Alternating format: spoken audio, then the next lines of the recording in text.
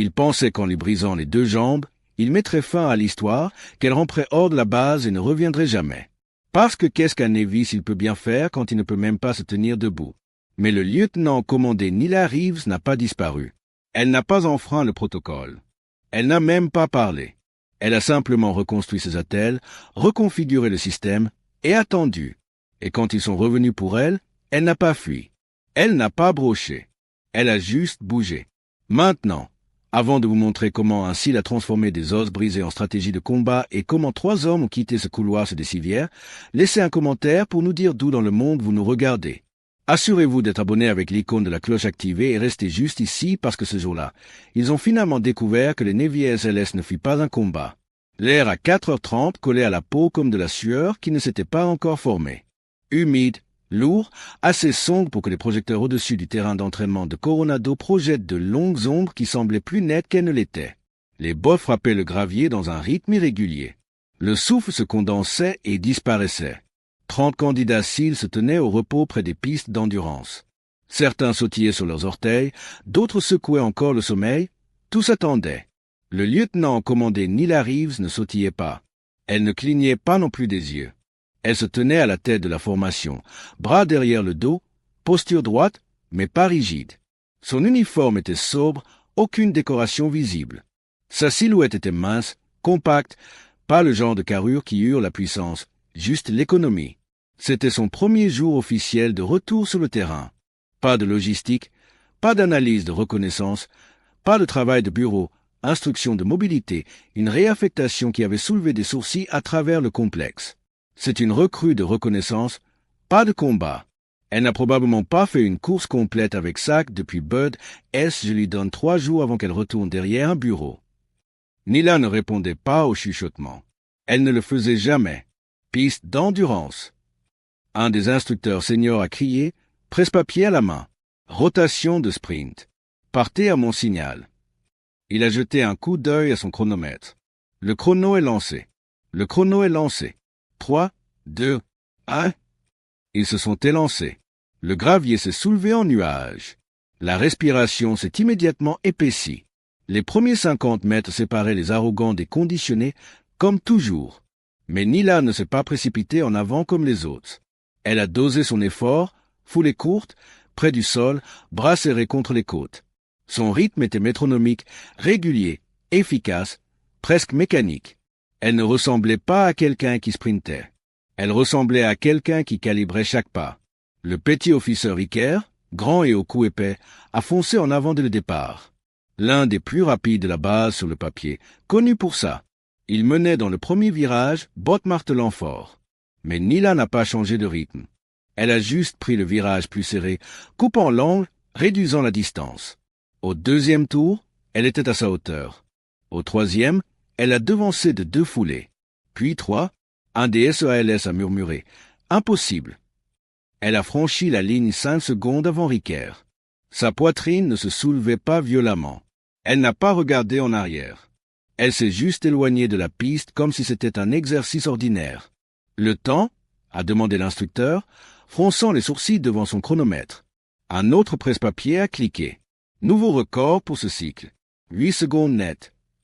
Il y a eu une pause. Puis juste le son des bottes croquant plus lentement sur le gravier. Pas d'acclamation, pas d'applaudissements, juste le silence et le bourdonnement sur des projecteurs au-dessus. La mâchoire de Ricker s'est contractée alors qu'il quittait la piste. La sueur coulait sur sa joue. Il ne l'a pas regardé. Il n'en avait pas besoin. Tous les autres le faisaient. Cet après-midi-là, pendant les exercices d'escalade de mur, elle l'a refait. 5 secondes en dessous du record établi. Aucun mouvement gaspillé. Juste pied gauche, pied droit, tirer, accrocher, franchir le sommet, par-dessus et en bas avant que la plupart n'aient même calé leurs mains. Au dîner, la moitié de l'unité avait déjà perdu de l'argent sur des paris qu'ils n'auraient pas dû faire. Elle ne s'est assise avec personne aux messes. Elle mangeait seule, non pas par exclusion, mais par concentration. Plateau devant elle, fourchette se déplaçant méthodiquement. Elle ne regardait pas autour d'elle, n'accusait pas réception des regards. Alors que les plateaux s'entrechoquaient et que la tension s'épaississait dans l'air, Ricker est passé derrière sa table. Il ne s'est pas arrêté, n'a pas parlé fort, a juste murmuré assez bas pour qu'elle entende et personne d'autre. Elle peut courir vite jusqu'à ce qu'on la fasse ramper. Nila n'a pas tourné la tête. Elle a juste continué à manger, coupant ses carottes vapeur avec la même précision qu'elle avait utilisée sur le parcours. Le mess était plus bruyant que d'habitude ce soir-là. Les fourchettes raclaient les plateaux, les gobelets en plastique cognaient contre les plateaux en acier. Les conversations se superposaient en un bourdonnement constant. Certaines à propos du poids des munitions, d'autres à propos de la permission du week-end. La plupart à propos d'elle. Elle court, ça ne veut pas dire qu'elle se bat. Ce sprint était un coup de chance. Regardez-la s'épuiser demain avec du poids. Au centre de tout cela était assis le petit officier Ricker.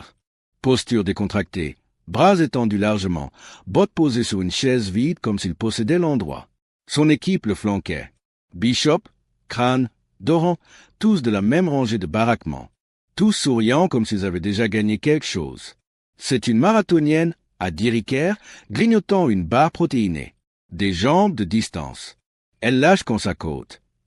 Quelqu'un a demandé « Tu vas la défier ?» Il a ri, secouant la tête.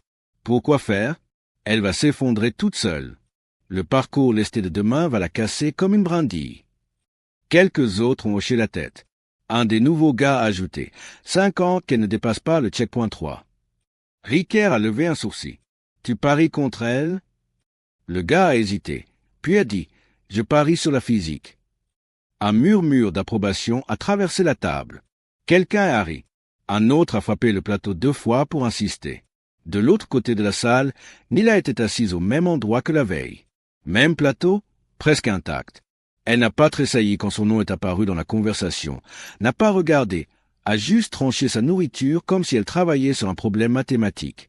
Sa colocataire de chambrée, une première année discrète nommée Lasky, s'est glissée sur le siège à côté d'elle sans demander. « Ils prennent des paris sur toi maintenant », a-t-elle dit, voix basse. Nila a pris une gorgée d'eau. « Sur quoi ?»« Le parcours d'obstacles. Sac lesté. Ils pensent que tu vas abandonner. » Nila n'a pas réagi. « Et toi ?» Lasky a haussé les épaules. « Je pense qu'ils n'aiment pas être battus par les mathématiques. »« Battus. Ils ne pardonnent pas l'embarras ici, tu sais. » Nila a légèrement hoché la tête. « Alors ils devraient arrêter de le mériter. » Le lendemain matin, elle est arrivée au parcours avant les autres. Sans fanfare, juste un sac de 50 livres sanglé uniformément sur ses épaules, bottes lacées serrées, genoux doublement enveloppés sous son pantalon. Elle se tenait sur la ligne de départ, mains détendues sur les côtés, respirant lentement et régulièrement. L'équipe de Ricker est arrivée derrière elle, plus bruyante cette fois, confiante. « Bonjour, madame. » L'un a dit avec un salut moqueur. « Besoin d'aide pour soulever ça ?» Elle n'a pas répondu. Elle s'est juste placée sur la ligne et a attendu le signal. Le parcours était brutal par conception. Cordes, rampes de tranchées, traversées de murs, fosses de boue, montées en pente, levées de matériel, 8 checkpoints, chronométrés, surveillés, construits pour briser le rythme et les poumons et la fierté. Elle n'a pas couru, elle a coulé. Chaque obstacle était une formule. Grimper, tomber sur les genoux, accrocher, coude, utiliser la gravité. Elle ne s'est jamais trop étendue, n'a jamais forcé brutalement. Elle synchronisait sa respiration avec le transfert de poids, l'appui, le grain sous ses bottes, l'efficacité sur la force, les angles sur l'agression. Au checkpoint 3, où il disait qu'elle s'effondrerait, elle a roulé son épaule, ajusté sa sangle de poignet et a continué sans s'arrêter. Au checkpoint 6, les chuchotements s'étaient tus. Elle a terminé avec 32 secondes restantes sur le chronomètre. Quand elle est sortie du parcours, elle n'a pas regardé en arrière. Elle n'en avait pas besoin. Le silence derrière, elle en disait assez. Elle a délacé ses bottes au bord de la piste. Calme, posée, comme hier. Elle n'a pas souri. Elle n'en avait pas besoin. La base était plus calme la nuit après l'extinction des feux. Seul le bourdonnement des projecteurs demeurait, bas, constant, comme un moteur refusant de se reposer. Nila a fini de verrouiller la dernière cage d'équipement près du dépôt d'approvisionnement. Son souffle formait de courtes bouffées de vapeur dans l'air frais. La cour sentait le métal et l'huile, comme toujours après une longue journée d'exercice. Elle était à mi-chemin sur le gravier quand elle a entendu des pas derrière elle. Pas pressé, pas prudent, juste confiant. La voix de Ricker a suivi, légère et moqueuse. « Vous travaillez tard, lieutenant. Je ne vous aurais pas prise pour le genre bûcheuse. » Nila se retournait lentement, Colonne vertébrale droite. Je sécurisais juste ce que vous avez laissé traîner. 3 autres se tenaient derrière lui, à moitié dans l'ombre, Bishop, Crane, Doran, tous avec ce regard.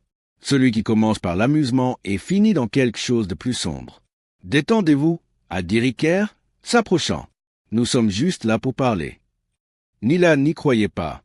L'espace entre le mur de l'armurerie et les rayonnages d'approvisionnement était un angle mort. Pas de caméra, pas de témoin. Elle le savait parce qu'elle avait vérifié plus tôt. Elle a reculé d'un pas, stabilisant sa position. Alors parlez. Crane a souri. Vous avez embarrassé la moitié du peloton ce matin. J'ai juste couru, a-t-elle dit. Ouais, a ajouté Bishop, comme un lapin. L'air s'est épaissi. Elle pouvait sentir son pouls, lent mais précis. Le ton de Ricker est descendu plus bas. Vous nous avez fait passer pour des faibles, lieutenant. Ça ne passe pas. Elle n'a pas cligné des yeux. Alors courez plus vite.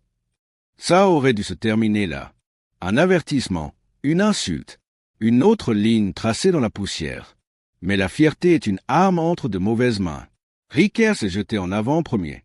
Elle a pivoté à gauche, a saisi son avant-bras et a utilisé son élan pour le projeter latéralement dans le gravier. Un mouvement fluide, net, ça aurait dû se terminer là aussi. Sauf que Crane est arrivé ensuite, frappant bas. Elle a fait un pas de côté, a enfoncé son coude dans sa poitrine, a entendu le vent le quitter dans un souffle. Le troisième l'a frappé par derrière. Elle a trébuché mais n'est pas tombée. Son épaule a heurté le rebord en béton du rack. Elle se retournait brusquement, trop brusquement, et était sur l'avant que l'équilibre ne puisse revenir. Une main a agrippé son col. Une autre s'est refermée sur son épaule, la tirant vers le bas. La voix de Ricker s'est rapprochée. « Tu penses que la vitesse fait de toi un cil ?» Il a attrapé son genou, a tordu fort. Le son n'était pas fort, mais il était définitif. Un craquement net et humide, puis un autre. La douleur irradiait vers le haut, aiguë, étourdissante, impossible à ignorer. Mais elle n'a pas crié, n'a pas bougé, a juste fixé au-delà d'eux, expression vide. Bishop a reculé en premier, les yeux écarquillés. Elle est finie. Ricker l'a regardé, mâchoire serrée, sa respiration était lourde. Pas de rapport, pas de honte. Compris? Les bottes ont crissé en s'éloignant sur le gravier, puis le silence. Pendant un instant, seule sa respiration remplissait la cour. Superficielle, contrôlée, obstinée. Puis elle a bougé, a rampé en avant, paume traînant contre le grain. Chaque centimètre sculpté de douleur qu'elle ne vocaliserait pas. Elle a laissé une fine traînée de sang derrière elle, pas de ses jambes, de ses mains. Au moment où elle a atteint la porte des baraquements, elle avait cessé de trembler. Elle n'avait pas crié une seule fois. La lumière de l'infirmerie a vacillé une fois avant de se stabiliser. Nila était assise droite sur le bord du lit de camp, mains jointes sur ses genoux, jambes attachées dans des attelles en fibre de carbone de la cuisse à la cheville. Elle n'avait pas demandé quel était le diagnostic. Pas besoin. Elle avait senti les os céder. De l'autre côté de la pièce, le commandé Holstrom l'observait en silence. Il était Navy de carrière, grand, mince, cheveux sel et poivre tirés serrés sous sa casquette.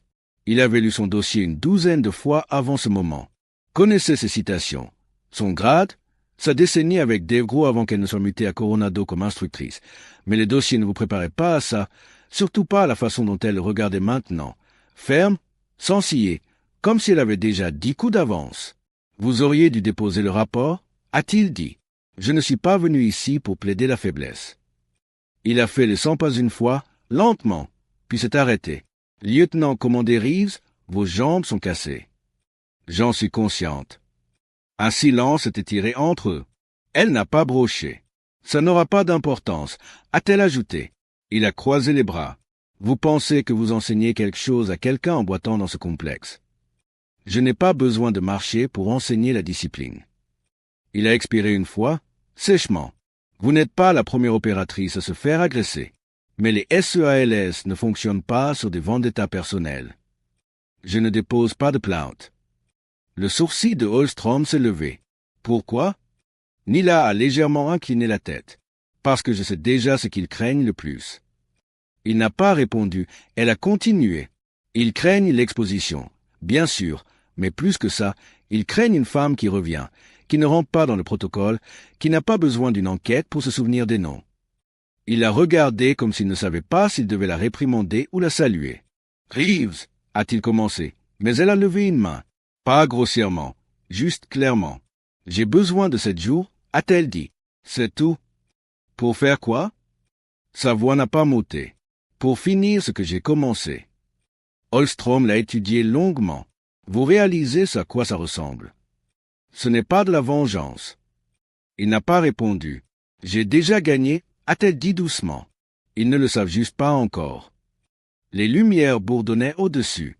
Après une longue pause, Holstrom s'est dirigé vers l'armoire, a retiré un dossier et l'a jeté sur la table à côté d'elle. Bien, a-t-il dit. 7 jours. Vous êtes en congé médical. Nila n'a pas bougé. Ce n'est pas ce que j'ai demandé. Il a fixé. Je veux l'accès au stand de tir. Heure creuse, supervision minimale. Vous ne pouvez pas vous tenir debout. Elle a levé les yeux. Je n'ai pas besoin de le faire. Holstrom a laissé échapper un souffle bas.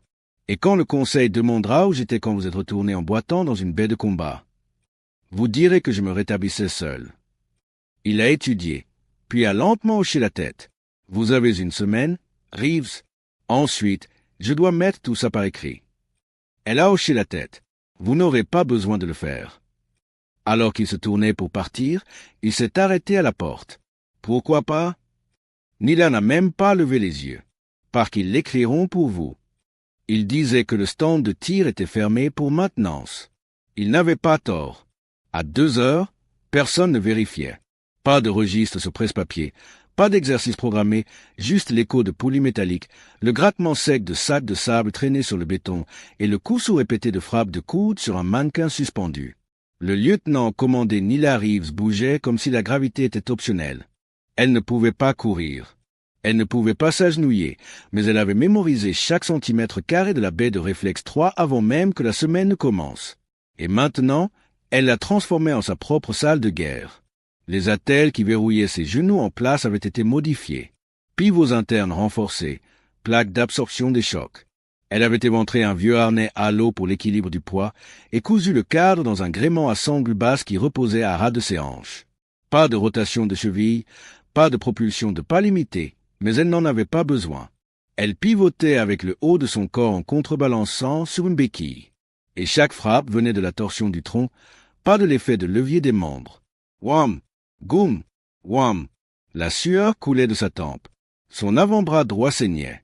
Une égratignure superficielle d'avoir raté le retour du sac il y a 15 minutes. Elle n'avait pas bronché à ce moment-là non plus. La clé n'était pas la force, c'était le timing. Elle avait cartographié l'acoustique de la baie de mémoire, chronométré chaque respiration, chaque pas, chaque rebond de caoutchouc sur les tapis muraux en mousse. Si elle pouvait intercepter le chargement d'un tireur vivant à 10 pieds les yeux bandés, elle pouvait anticiper une char centrale d'un stagiaire. À sa 50e frappe, sa béquille droite a émis un tremblement d'avertissement. Une vis s'était desserrée. Elle s'est arrêtée, a réinitialisé, l'a resserrée avec une lame utilitaire de sa ceinture, puis s'est relevée. Pas une fois elle n'a vérifié le miroir. Pas une fois elle n'a revu les images.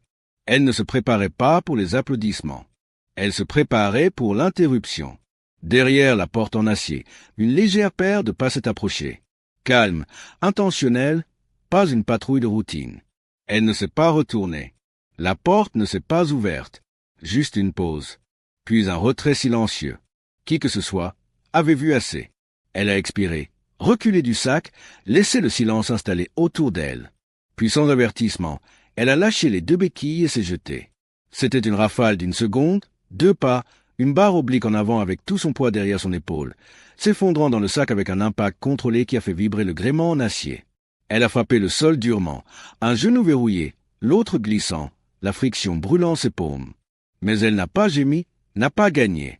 Elle est juste restée en bas, a fixé le plafond, mesuré sa respiration, et sourit parce que ça n'avait pas été propre. Ça n'avait pas été parfait. Mais ça avait marché. Et si ça marchait une fois, ça marcherait encore. Ce n'était jamais sur le programme. Pas d'indicatif d'appel, pas de nom, juste une bande rouge sur le tableau de service ou fermé pour maintenance du stand de tir. Mais tout le monde savait ce que ça voulait dire. On enseignait une leçon à quelqu'un. À 23 heures, la baie de réflexe 2 avait été vidée. Pas d'agents de sécurité, pas de techniciens médicaux, juste l'opérateur de caméra de combat, un superviseur de stand avec presse-papier et 4 hommes en treillis. Le petit officier Ricker menait le groupe. Même sourire arrogant, mêmes articulations bandées. Il n'avait pas dit un mot depuis l'incident. Ni à elle, ni au commandement. Mais il avait fait un pari de trop. Et maintenant il s'était porté volontaire pour les exercices de dégagement final. 3 autres l'ont rejoint. Bishop, Crane, Doran. Marine, silencieux, au pas lourd, le genre qui suivrait les ordres sans ciller, surtout quand les ordres venaient avec un hochement de tête et pas de témoin. Et à l'autre bout de la baie, éclairé par des faisceaux rouges au-dessus comme une sorte de scène de théâtre, se tenait Nila Reeves. Pas de grade sur son gilet, pas d'attelle visible sous le pantalon de combat à profil bas, juste une béquille tenue dans sa main droite. Elle se tenait avec son poids en arrière, épaule gauche détendue, colonne vertébrale centrée, et ne disait rien. Ricker a craqué son cou. Vous êtes sûr de ne pas vouloir laisser tomber celui-ci. Commandez. Il ne l'a pas dit fort, juste assez pour que le micro de l'opérateur capte. Nila n'a pas répondu. Le contrôle du stand a fait le signe. Le buzzer a sonné une fois et la salle a explosé. Le premier marine a chargé la ligne centrale, feinte à gauche, à pas pour déplacer son poids dans le mauvais sens, mais Nila ne s'est pas engagée. Elle a fait un pas de côté hors de l'axe, a laissé l'homme frôler son épaule, puis a pivoté sur son attelle comme une charnière. Frappe de coude, balayage de genoux, coup de béquille à la clavicule. Un de moins. Le deuxième est arrivé avant que le premier ne touche le tapis. Celui-ci plus rapide, plus lourd. A saisi son milieu, l'a poussé en arrière, mais elle n'a pas combattu la poussée.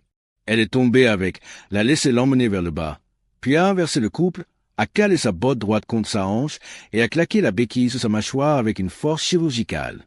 Un craquement. Il a cessé de bouger. 2 de moins. Ricker n'a pas attendu le troisième. Il a crié. Maintenant, est entré avec le dernier homme, épaule contre épaule. Ils ont divisé sa concentration, un derrière, un devant. La caméra tournait, le presse-papier ne bougeait pas. C'était le moment, le dépassement empilé, l'échec qu'il voulait capter sur bande. Mais Nila n'a pas joué pour la caméra. Elle a tourné son corps avec la charge frontale et a lâché sa béquille. L'a laissé tomber. A utilisé ses 2 mains, une pour attraper le poing entrant, l'autre pour faire pivoter son propre torse comme un levier et s'est baissée. Derrière elle, le dernier marine a tendu la main, mais elle avait déjà balayé son pied en arrière, attrapé le talon sur sa botte et tiré. Les 2 hommes sont tombés et au moment où Ricker s'est retourné, elle était debout, une jambe verrouillée, l'autre tremblante, mais elle était debout et eux ne l'étaient pas. Le sol du couloir d'approvisionnement brillait encore du cycle de nettoyage de la nuit dernière. Les lumières fluorescentes vacillaient au-dessus alors que Nila se tenait, toujours attachée juste à l'extérieur de la cage du quartier-maître. Le silence n'était pas lourd. Il attendait. Les bottes de Ricker sont venues en premier, puis sa voix. Vous pensez être intelligente. Nila n'a pas levé les yeux. Elle remettait en ordre les plateaux de calibration qu'elle avait intentionnellement mélangés 2 jours plus tôt. Ah pas. Vous pensez pouvoir diriger cette base avec du métal attaché à vos jambes. Elle l'a regardé calmement. Vous boitez. Il favorisait le genou qu'elle avait balayé une fois pendant les exercices. Il n'avait pas bien guéri. Vous m'avez coûté mon record. Il a sifflé. Vous avez humilié mon équipe.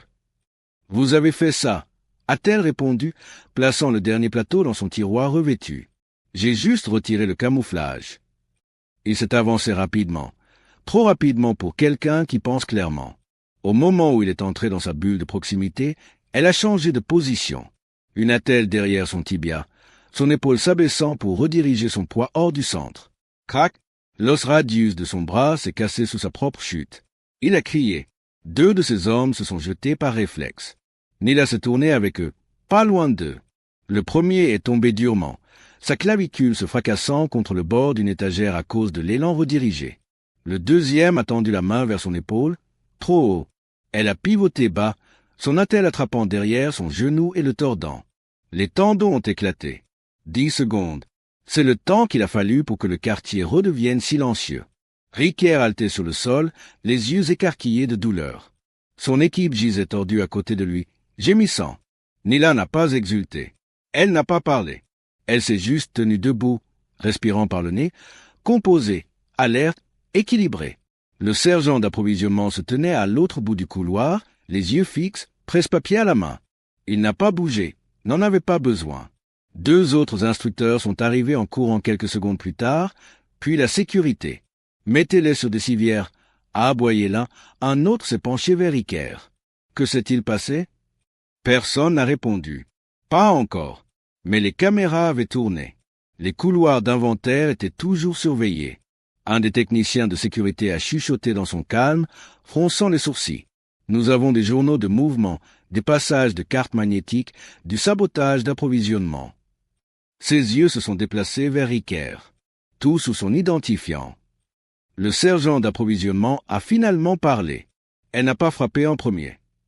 Nila était déjà assise contre le mur, redressant ses attelles, vérifiant les microfractures dans les articulations. Un jeune médecin s'est agenouillé à côté d'elle. « Madame, voulez-vous être amenée pour une évaluation ?» Elle a regardé dans les yeux. Calme, déjà fini. « Non. » La sécurité a scellé le couloir. Des rapports seraient déposés, des journaux tirés, des témoins interrogés. Mais à ce moment, meurtri et taché de sang, le lieutenant commandé Nila Reeves n'avait aucun doute. Elle n'avait pas fui. Elle ne s'était pas effondrée. Elle avait simplement réagi plus rapidement, plus proprement, et avec tout ce qu'il pensait lui avoir enlevé. Il ne savait pas quand elle était entrée dans la salle. Pas au début. Le conseil médical s'était réuni au derrière des portes closes dans la chambre en verre d'acier de l'aile d'évaluation conjointe. 7 officiers, 4 contractants, 2 SOLS seniors, un représentant légal. Leurs yeux étaient fixés sur l'écran. Des images du couloir, de la baie d'approvisionnement, des exercices. Ils ont tout regardé. Chaque angle, chaque horodatage, chaque seconde où l'identifiant de Riker a été utilisé pour mal classer son équipement ou réacheminer ses horaires de maintenance. Ils ont vu la vis desserrée du support de son attelle, la bobine de chauffage débranchée de son CS de repos, les journaux d'équipe montrant un test de réintégration physique conjointe faussement marqué sur son dossier sans sa signature. Ils ont tout vu. Et pourtant, quand elle est entrée, silencieuse, soutenue par ces mêmes attelles de genoux en titane qu'ils avaient tous signés comme insuffisantes, ils ont détourné le regard sauf un. L'admiral Conqued, fils du Vietnam, parrain cils de longue date, colonne vertébrale faite de fil de fer. Il a croisé ses yeux. « Lieutenant commandé Reeves », a-t-il dit calmement, « nous n'attendions pas votre présence à cette session. » Nila est restée immobile. « Vous auriez dû. » Pas d'excuses, pas de menaces, juste une déclaration. Conquête s'est penché en avant. « Croyez-vous que vos actions d'hier qualifient de réponse contrôlée ?» Oui. Vous avez neutralisé 3 officiers. 2 nécessiteront une chirurgie. Ils ont attaqué une opératrice blessée avec intention. Le conseiller juridique s'est éclairci la gorge. Les images le confirment autant. Les doigts de Conquête ont tapé la table une fois. Nous avons examiné la clause de silence. Nous savons que Riker a poussé pour cela. Nila a hoché la tête. Les autres aussi. Et ça l'a protégé jusqu'à ce que ça ne le protège plus. Voulez-vous une réintégration? A demandé un autre membre du conseil. Parce que votre dossier, si cela va à un examen de commandement. Je ne veux pas de réintégration, a-t-elle dit. Ils se sont arrêtés. Conquête l'a étudié. Alors pourquoi êtes-vous ici? Elle s'est avancée, les attelles cliquant légèrement alors qu'elle supportait son poids. Parce que vous êtes en train d'écrire un rapport maintenant qui définit non seulement ce qui s'est passé, mais ce qui aurait dû se passer. Elle a posé un dossier sur la table. À l'intérieur, des impressions de journaux d'incidents, des images de maintenance privée, des preuves de sabotage d'équipement. Et une dernière page, une transcription d'une conversation chuchotée entre les membres de l'équipe de Riker, capturée par accident sur le micro en direct d'un placard d'approvisionnement. Ne vous inquiétez pas, disait une voix. Elle ne ripostera pas. Elle ne peut pas. La salle est devenue complètement immobile. Conquête a pris la dernière page. L'a lu. Quand il a regardé Nila à nouveau, sa voix était plus douce. « Que voudriez-vous que nous fassions ?» Elle a regardé fermement. « Rien pour moi. Dites juste la vérité. Cette fois, dites-la pendant que je suis encore debout. » Personne n'a parlé, mais lentement autour de la table, un par un, ils ont commencé à hocher la tête. Elle n'a pas demandé vengeance. Elle n'a pas exigé de grade. Elle n'a même pas corrigé le dossier. Elle est entrée dans une salle construite pour enterrer la vérité et les a fait la dire. Le soleil s'est levé net sur le bord de la base à 6h30. De longues ombres s'étendaient sur les terrains de parade en gravier. Les bottes bougeaient plus délibérément que d'habitude. L'énergie avait changé. Moins de bruit, Moins de blagues, le genre de calme qui ne venait pas des heures tranquilles, mais de quelque chose récemment corrigé. Le lieutenant commandé Nila Reeves a marché le sentier du périmètre extérieur seul. Même posture que toujours, dos droit, regard ferme, main repliée derrière le bas du dos. Pas de faste, pas d'entourage, pas de métal épinglé sur sa poitrine. Mais ceux qui la croisaient, ceux qui avaient vu ce qui s'était passé, se tenaient un peu plus droit maintenant, non par peur, mais par reconnaissance. Un jeune marine, peu familier avec elle avant cette semaine, a offert un hochement de tête discret depuis l'allée opposée. Nila n'a pas cassé sa foulée, mais l'a rendu par un regard, juste assez pour dire « Tu apprends ». Depuis l'allée des baraquements, le petit officier Avery l'a rattrapé, ajustant sa casquette alors qu'il s'accordait à son rythme. « Bonjour, commandez ». Elle a hoché la tête. « Avery ». Il a fait un geste vers le mess. Ils sont vraiment silencieux aujourd'hui, même les officiers. Ils retrouveront leur voix, a-t-elle dit. Espérons qu'ils les utiliseront mieux la prochaine fois. Avery a souri. Je suppose qu'ils ont finalement appris la première règle. Avery a regardé de côté. Laquelle? Il a souri plus largement. Ne jamais sous-estimer un cil. Elle n'a pas ri. Juste expiré une fois par le nez comme si le fantôme d'un sourire pourrait y vivre. Ils ont marché en silence devant le stand ouest avant qu'Avery ne se sépare. Nila a continué seul vers le bloc administratif central. À l'intérieur, Ricker était assis sur un banc à côté de la porte du personnel. Seul en uniforme, un sac de sport à ses pieds, posture d'attente, pas encore congédié, mais ne faisant plus partie de quoi que ce soit allant de l'avant. Ses yeux n'ont pas croisé les siens alors qu'elle passait, mais ses épaules se sont affaissées sous le poids de quelqu'un qui comprenait maintenant ce qui l'avait frappé. Elle n'a rien dit. Pas de hochement de tête, pas de jugement, pas de sagesse d'adieu. Il ne le méritait pas. À l'extérieur de l'aile des instructeurs, 2 nouveaux candidats sont passés. Une paire d'officiers frais juste autorisés pour l'entraînement conjoint. Ils ne connaissaient pas l'histoire. Pas encore. Mais ils ont cessé de parler quand Nila est passé, juste assez longtemps pour remarquer le silence la suivant comme la gravité. Elle est entrée dans le couloir du personnel, s'est arrêtée brièvement au tableau monté au mur et a rayé le module de terrain du matin d'un trait de stylo. Terminé. Pas de conférence, pas d'exercice. Juste la présence de quelqu'un qui avait déjà assez enseigné. Et à travers la base, le ton de la conversation changeait. Pas par peur, mais parce que maintenant elle savait que la discipline ne signifie pas la passivité. Elle signifie savoir exactement quand agir et ne jamais avoir besoin d'agir à nouveau. Continueriez-vous à vous battre si quelqu'un vous brisait les jambes en pleine mission? Pensez-vous que la discipline frappe plus fort que la représaille quand toute la salle regarde? Déposez vos réponses dans les commentaires. Je lis chacune d'entre elles. Si cette histoire vous a rappelé à quoi ressemble la vraie force, appuyez sur ce bouton j'aime. Assurez-vous d'être abonné avec l'icône de la cloche activée pour ne jamais manquer la prochaine mission. Et partagez cette vidéo avec quelqu'un qui pense encore que le silence signifie la reddition. Notre prochaine opération est déjà sur votre écran. Allez la regarder maintenant. Je vous verrai demain. Même heure, même